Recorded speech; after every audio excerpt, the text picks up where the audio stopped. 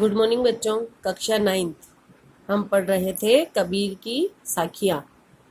कल हमने 2 साखी पढ़ी थी, पहली और दूसरी। आज पढ़ेंगे हम तीसरी। ठीक है। हस्ती चढ़िए ज्ञान को सहज दुलीचा डारी, स्वान रूप संसार है भूखन दे जख मारी। इसमें हस्ती यानी हाथी, सहज यानी स्वाभाविक, आराम पूर्वक, दुलीचा यानी कालीन, समाधि। यहाँ पर भी 2 अर्थ बताए गए हैं। ठीक है। छोटा आसन, और डारी यानी डालकर, स्वान यानी कुत्ता, और जक मारना यानी मजबूर होना, वक्त बर्बाद करना। यहाँ पर 2 अर्थ बताए गए हैं। ठीक है। पहला जो अर्थ है इसमें वो है कि जैसे हाथी है तो वो कह रहे हैं कि अगर आप हाथी पर चढ़ते हैं तो दूलीचा जो बिछाने का है, छोटा सा आसन लगाकर थोड़ा ढंग से बैठना चाहिए ताकि हम गिरे ना। क्यों? क्योंकि हाथी को देखते ही जो कुत्ते होते हैं वो भौंकने लग जाते हैं, और भौंकने की वजह से हम कहीं गिर ना पड़े, इसलिए हमें अच्छा कस कर पकड़ कर बैठना चाहिए। ये तो हो गया इसका साधारण अर्थ। अब इससे क्या कहना चाहते हैं? कबीर उपासकों को संबोधित करते हुए, जो ईश्वर की उपासना करता है उनको संबोधित करते हुए कहते हैं कि हे उपासकों, तुम ज्ञान रूपी हाथी पर आराम से समाधि रूप आसन बिछाकर निश्चिंता से चलते रहना।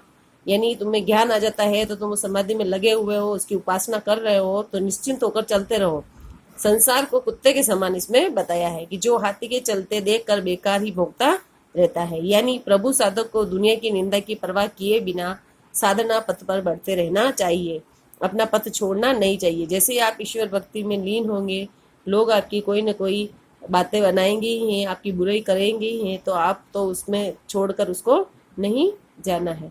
इस साखी में लोक निंदा की प्रवृत्ति पर गहरी चोट की, यानी कोई भी कार्य करेंगे तो दुनिया जो है आपकी निंदा करेगी ही करेगी, तो उन बातों पर हमें ध्यान नहीं देना है। उपासकों का मनोबल बढ़ाया गया है और साधकों की महिमा को हाथी पर चढ़े व्यक्ति जैसा ऊंचा दिखाया गया है कि जो ईश्वर की भक्ति करता है, साधना करता है, वो हाथी पर बैठे हुए, ऊंचाई पर बैठे हुए व्यक्ति को बताया है। और साधु निंदकों पर करारा व्यंग किया गया है कि जो साधु लोग होते हैं उस पर उसकी जो लोग निंदा करते हैं, तो ऐसे दुनिया में बहुत सारे लोग मिल जाएंगे। ये ठीक है। अब आपके है चौथी।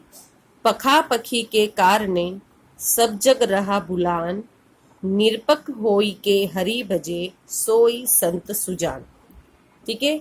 पखा पखी यानी पक्ष और विपक्ष, कारणे यानी कारण से, और निरपक यानी निष्पक्ष, विवाद से दूर, और सुजान यानी ज्ञानी। यहाँ पर कबीर ने बताया है कि सारा संसार पक्ष विपक्ष के उलझन में पड़ा हुआ है कि मैं इसके पक्ष में हूँ और मैं इसके पक्ष में हूँ। तर्क वितर्क करते हैं कि नहीं तुम सही नहीं, मैं सही कह रहा हूँ। तो लोग कहते हैं कि इस तर्क वितर्क, कबीर कहते हैं कि तर्क वितर्क और पक्ष विपक्ष के चक्कर में पड़कर लोग जो है वो भगवान को ही भूल गए हैं।